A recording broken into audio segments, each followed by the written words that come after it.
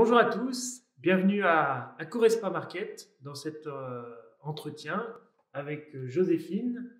Et moi, c'est Florian, coach ici à Corespa Market. Donc aujourd'hui, en fait, avec Joséphine, on va aborder un sujet qui est un peu l'angoisse. Alors dans la vie de tous les jours, mais là un peu plus précisément en ce moment avec la période actuelle qui est le confinement et le déconfinement. Si vous avez la moindre question, n'hésitez pas à la mettre en commentaire. Joséphine et moi, on se fera un plaisir d'y répondre en commentaire. Et je vais laisser la parole à Joséphine pour qu'elle se présente plus en détail. Bonjour à tous, donc je m'appelle Joséphine, je suis psychologue clinicienne installée en cabinet libéral pas très loin d'ici.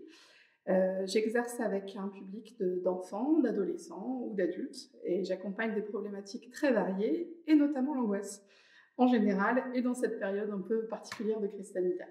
Ok, très bien, merci. Alors, on va commencer tout d'abord comme une première question. Qu'est-ce que c'est l'angoisse? Si on pouvait la définir en quelques mots. Alors l'angoisse, c'est un sentiment qu'on va éprouver, un sentiment de peur un peu général. Alors il faut savoir que la peur, c'est un sentiment très adapté face à un danger immédiat. L'angoisse, c'est la sensation qui est un petit peu au-delà, quand le danger n'est pas forcément concret, quand on n'est pas dans une situation de danger immédiat, et cette peur qu'on va ressentir malgré tout. Ça peut se manifester de plein de façons différentes, selon les gens. On ne réagit pas tous de la même manière et on ne l'exprime pas tous de la même manière, mais on va rencontrer souvent chez les personnes anxieuses des difficultés au niveau du sommeil, des préoccupations, des pensées un peu obsessionnelles sur les thèmes anxieux ou sur des thèmes plus larges. On peut avoir des somatisations, des gens qui vont se plaindre de sensations d'oppression, de maux de ventre régulièrement, de difficultés alimentaires. Enfin voilà, on peut avoir plein de symptômes très très variés qui vont montrer que la personne est en difficulté parce que trop inquiète. Ok. Et est-ce qu'on peut le savoir soi-même qu'on est dans cette période, qu'on n'est pas dans la peur mais plutôt dans l'angoisse ou vice-versa? Alors la peur, ça va être très concret. En général, on sait très bien de quoi on a peur. L'angoisse, ça peut se manifester de manière un peu plus insidieuse. Alors les personnalités très anxieuses s'en rendent bien compte. Cette angoisse, elle est présente depuis longtemps. C'est des thématiques qui vont être récurrentes. Mais là, dans une période aussi particulière que le confinement, déconfinement, ça a pu se manifester progressivement sans forcément qu'on s'en rende compte. Il y a des personnes qui vont consulter leur médecin pour des difficultés de sommeil sans forcément avoir fait le lien avec une angoisse. D'accord. Quand ça s'installe de manière un peu plus profonde ou durable, on s'en rend compte. Mais on ne sait pas forcément comment s'en sortir de l'angoisse. Donc si on devait dire les signes qui montrent qu'on est angoissé, il y a le sommeil, il y a la préoccupation, les ruminations un petit peu. Et puis après, il peut y avoir plein d'autres choses comme des symptômes physiques, des douleurs, une sensation d'oppression, la barre au ventre, des suées. Ok. Ça, c'est plus des symptômes de crise d'angoisse, quand l'angoisse se fait plus vive. Ok. Et on met le mot stress est très courant dans notre société actuelle. Pareil, comment on peut différencier qu'on soit stressé ou angoissé, ou alors c'est un peu similaire C'est des symptômes qui sont assez similaires. Le stress, il va plus être lié à une forme de pression, la pression de la réussite, par exemple. On va parler du stress professionnel, l'enjeu de résultat. Ça va mettre une forme de pression psychique, voilà, qui va induire un stress. Mais dans les manifestations, le stress et l'angoisse, c'est assez proche. Alors, on pourrait dire que l'angoisse, c'est quand ça va plus loin, quand c'est plus profond. Ok. Je me répète, n'hésitez pas, si vous avez la moindre question, vous la mettez en commentaire et on répondra par la suite. Alors, par rapport à l'angoisse, j'imagine qu'il y a différentes phases qu'il peut y avoir chez une personne. Alors, on va avoir des angoisses qui seront légères en général au début de la problématique, et puis qui vont s'installer plus durablement, plus sérieusement, plus profondément avec le temps. C'est toujours plus facile de sortir d'une angoisse quand elle est récente, parce que les symptômes ne se sont pas ancrés dans la personne. Voilà. Ok. D'accord, vaut mieux, dès qu'on ressent certains symptômes, il vaut mieux agir rapidement. Oui. Après, quand on commence un travail avec quelqu'un qui présente des angoisses, quand on identifie les causes, quand on arrive à commencer à parler de ce qui a généré l'angoisse, on peut s'en sortir aussi. Hein. Ouais. C'est pas parce qu'on l'a depuis longtemps que ce sera un travail très très compliqué.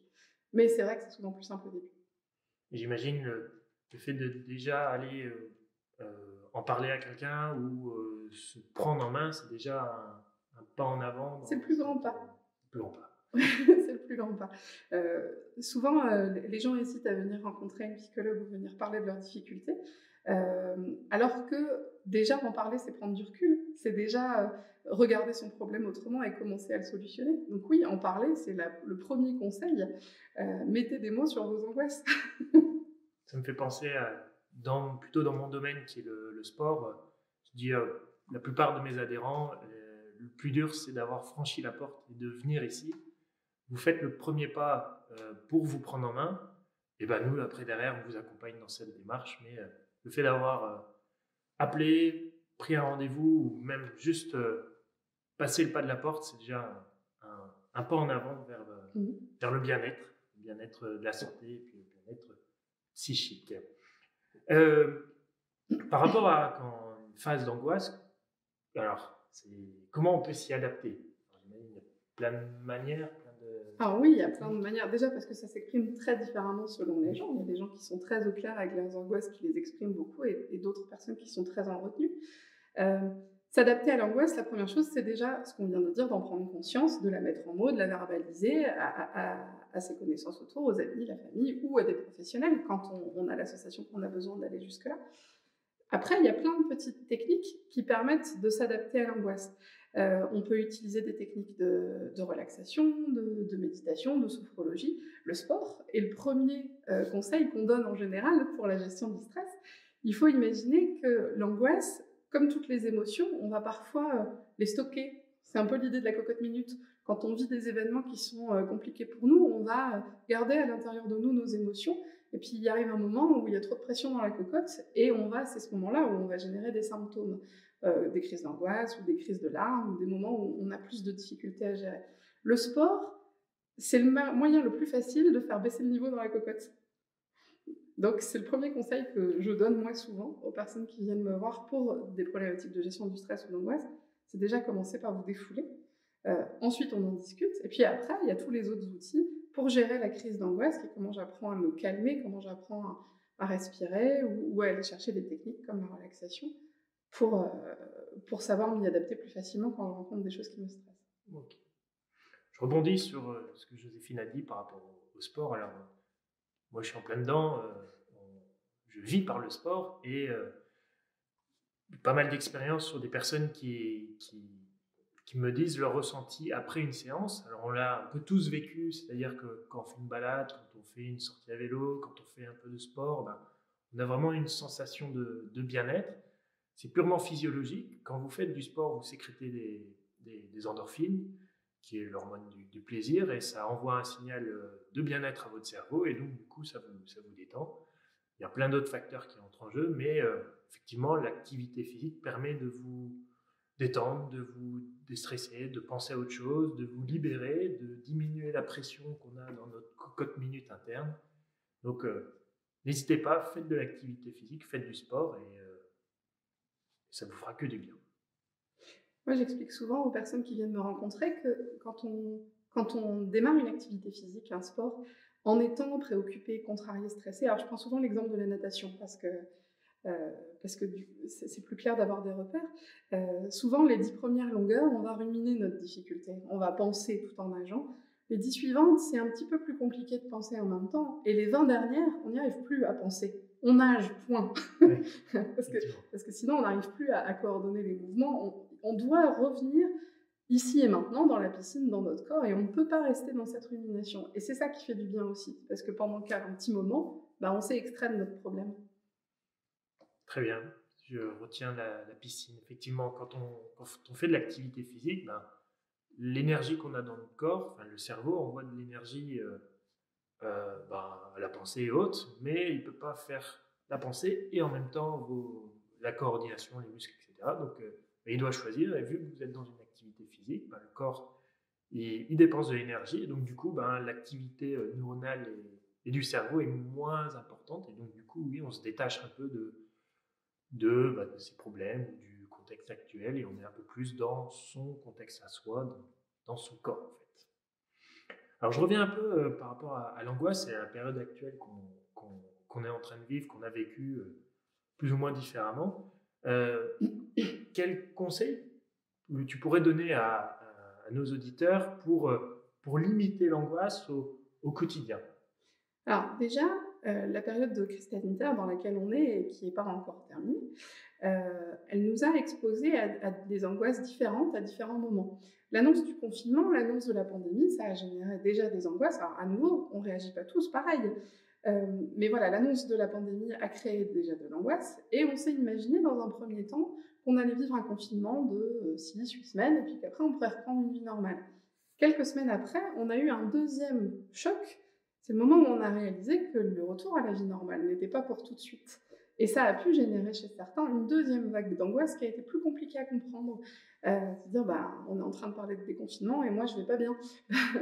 Le déconfinement crée de l'angoisse également. Alors pour certains, c'est très bien vécu, pour d'autres, c'est plus compliqué. C'est plus compliqué parce que on a beau être sorti de chez soi et avoir repris des activités, on constate tous les jours à quel point la vie n'est pas redevenue normale. Le port des masques dans les magasins, toutes les mesures de distanciation, c'est compliqué à gérer au quotidien et ça peut être pénible et angoissant pour certains. Et donc voilà, cette période, on y est encore, elle n'est pas terminée, il y a beaucoup d'incertitudes sur la suite, l'organisation, c'est très compliqué de se projeter par exemple. Comment est-ce qu'on va organiser nos vacances aujourd'hui? On ne peut pas encore y répondre. Et donc c'est important d'avoir en tête que c'est une période qui est loin d'être banale et qu'elle nous a tous exposés à cette angoisse différemment. Et il ne faut pas le négliger. Il faut déjà avoir en tête que c'est une période particulière, qu'elle est compliquée pour tout le monde. Et du coup, pouvoir exprimer le fait que c'est compliqué, c'est déjà un premier conseil. Deuxième conseil, on est dans une période de vie qui ne nous permet pas de garder notre vie normale et donc notre équilibre de vie normale. Avant, pour la plupart des gens, on avait un espèce d'équilibre entre notre vie personnelle, notre vie professionnelle, les activités sportives notamment, qui nous permettaient d'être comme une balance à équilibre, de se sentir bien dans notre vie. Aujourd'hui, beaucoup d'activités sont supprimées, beaucoup de nos loisirs sont supprimés ou en tout cas plus compliqués d'accès. Et c'est important d'essayer de retrouver une forme d'équilibre dans notre vie de tous les jours. Maintenir un peu d'activité physique, maintenir le fait de sortir un petit peu, de s'aérer, voir des gens, tout en restant dans le respect des mesures barrières et en étant prudent. Mais c'est important pour garder un équilibre. Si quelque part on reste confiné nous-mêmes dans notre petit chez nous, ou si on n'ose pas du tout reprendre de l'air en sortant, il arrive un moment où on va avoir du mal à aller bien. C'est important de retrouver un équilibre tout en étant prudent. Ça, ce serait le deuxième point pour vivre mieux cette période. Après, c'est avoir en tête que, ce que je disais juste avant, cette période de crise sanitaire n'est pas terminée et on doit apprendre à vivre avec le virus. Mais vivre, c'est important de relancer un petit peu la dynamique de vie tout en restant prudent. Ouais. Effectivement, l'équilibre, c'est ce qui nous permet de mieux vivre et de faire la part des choses entre ce que Joséphine a dit, entre le privé, le perso, les activités, et tout ce qu'on fait dans la vie.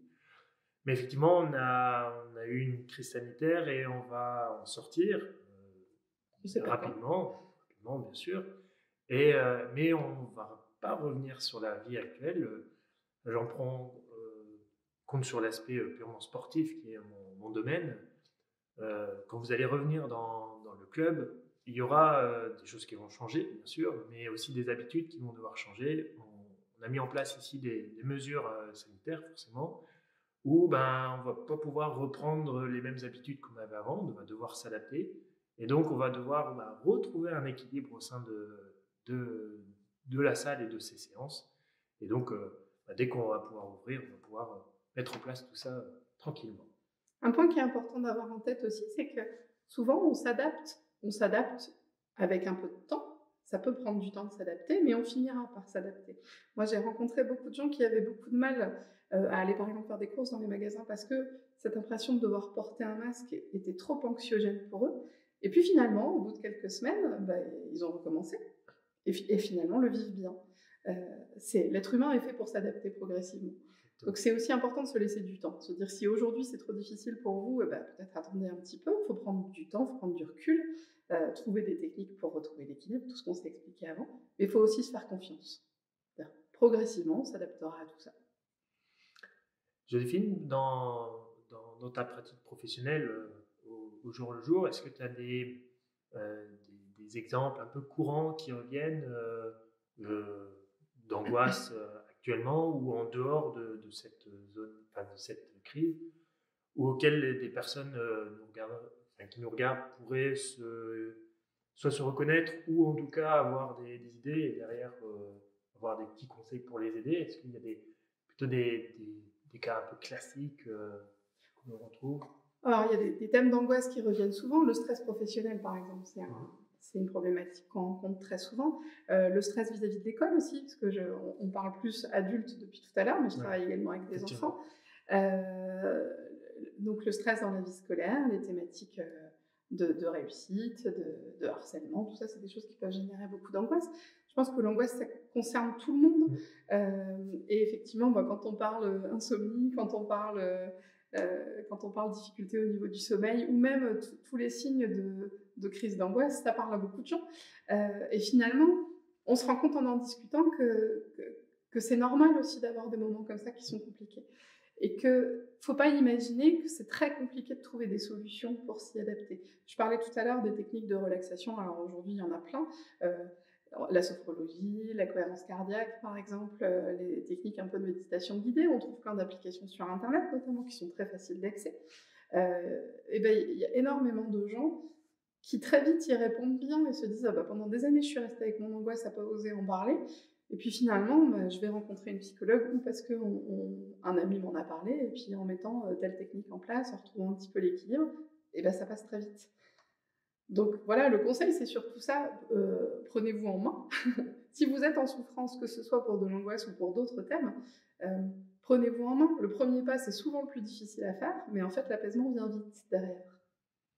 Heureusement, on a des résultats rapidement dès qu'on se prend en main. Merci Joséphine. Je t'en prie. Merci d'avoir partagé ce sujet sur l'angoisse et puis toutes tes connaissances. Je vais te laisser un dernier message si tu veux transmettre aux personnes et puis je clôturerai juste après. Je pense que voilà, on a dit déjà beaucoup. Le mot de la fin, ce sera prenez soin de vous, que ce soit pour les symptômes anxieux, mais que ce soit pour plein d'autres choses, et dans cette période un petit peu particulière. Prenez soin de vous et faites-vous confiance. Merci beaucoup. N'hésitez pas encore une fois à poser toutes les questions que vous souhaitez, alors en commentaire sous la vidéo, ou même vous pouvez envoyer un mail directement à Marquette. On pourra transmettre les coordonnées de Joséphine si vous souhaitez en parler plus en détail. Je vous souhaite une bonne journée et puis prenez soin de vous, comme dit Joséphine. Bonne journée à vous.